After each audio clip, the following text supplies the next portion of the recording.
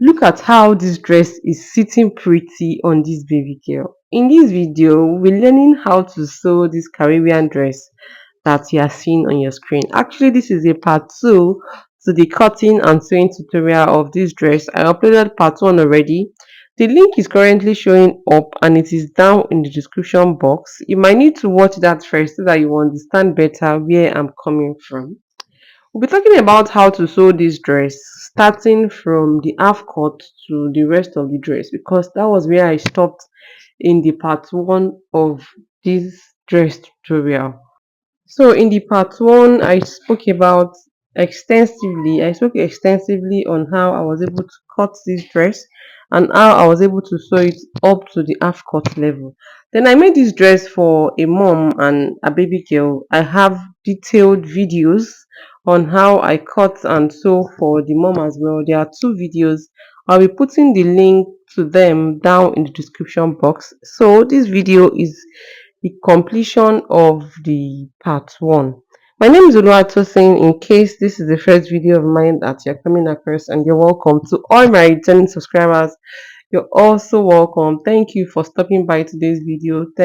If you are new here, please consider subscribing, and don't just subscribe, turn on the notification bell so that you'll be notified when next I upload a new video on this channel. Because trust me when I tell you that on this channel I upload sewing tutorials on a daily basis and you don't want to miss out. So just subscribe and then turn on the notification bell so that you'll be among the first to be notified once I upload. So continuing from the half cut, after I was done sewing the half cut, turning the neckline, turning the armhole and all of that, the next thing I did was to start making my pleat.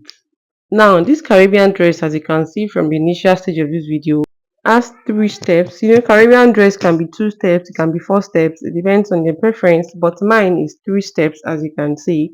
So the first thing I did was to work on step 1. Step 1 from the half cut, I mean the one directly after the half cut. So I marked the length of the zip. You know, the zip will come from the half cut into this step 1. So I marked the length of the zip and then I stitched, like I closed the rest after marking the length of the zip. Then for the step 2, I closed it completely. I stitched it down completely. And after this, the next thing is to mark center front and the 2 sides. I'm supposed to notch, but considering that the edge of this fabric will be outside, I could not notch. So I had to just mark it with my chalk. So you fold into 2 and then you mark center front, then you mark the side as well. You would have done this to the step 1, mark center front and mark the sides as well. So the next is to place center front for step 2. On center front for step 1, it will climb step 1 with 1.5 inch. I even had to measure the 1.5 inch and then I'll pin it down. After pinning it down, I'll move straight to the side. You know, I've marked side for step 2 and side for step 1. So I'll place step 2 on place step 1 with 1.5 inch and then I'll pin it down. After this, I'll move over to the other side. I've marked it already as you can see. So I'll place step 2 on step 1 with 1.5 inch. It will lap with one, like it will climb it with 1.5 inch.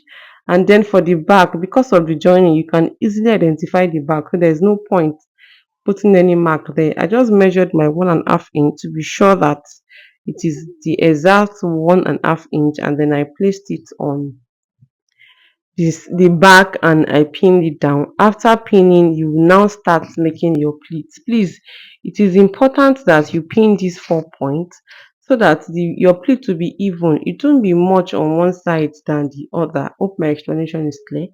So now I was on pinning, I made my pleats. For the pleats, I used 1 inch throughout. Please be consistent with the interval, the inches between, like the length between each pleat. Be consistent with it so that your pleat will come out looking arranged and nice. So this is it for step 1 and step 2.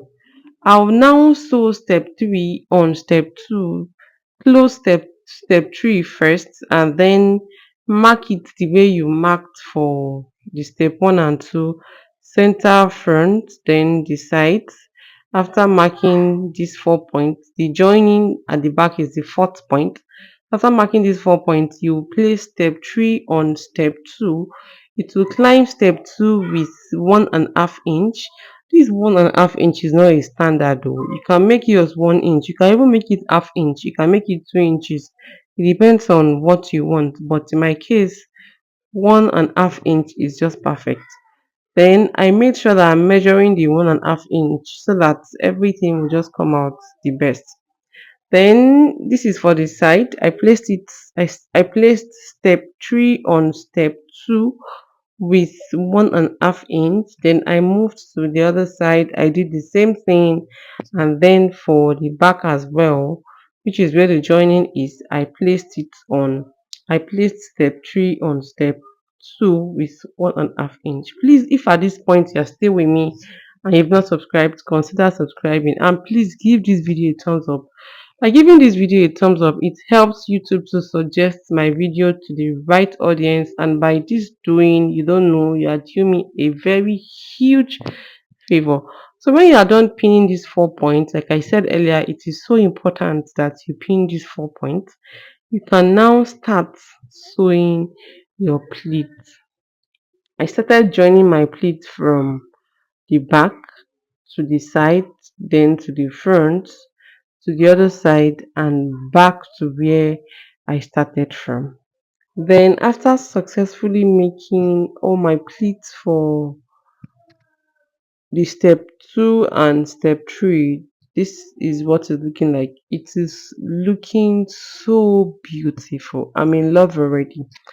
The next thing is to now make this pleat on the half length, the half cut, and I'm going to mark center front for step 1. I'll mark the two sides to the left and to the right, and then I'll measure 1.5 inch. Step 1 will climb this half cut with 1.5 inch. I marked center front on the half cut as well. Then I pinned it. I pinned center front. I pinned sides to the left and to the right, and then I started making my pleat from the zip allowance. After making the pleats, the next thing is to, you can see that I took my time to make sure that I was measuring the 1.5 inch. So whatever inch you are using, please let it be even. If you're using 1 inch all through, use 1 inch. If you're using half, use half. If you're using 1/2 like me, let it be even throughout your pleat. Then the next after this is to fix my zip. And you remember that I've not turned the zip allowance on the neckline because I'll be turning it together with the zip. This dress is so beautiful. I'm in love. The dress is making me want a baby girl or baby girls. So the next after this is to fix the zip, and after fixing my zip, next I did was to now turn the neckline with hemming gum together with the zip, and for the down of the dress there's no need to fold. As long as you're using this scuba, just leave it like this. And after all being said and done, this is the outcome of this dress.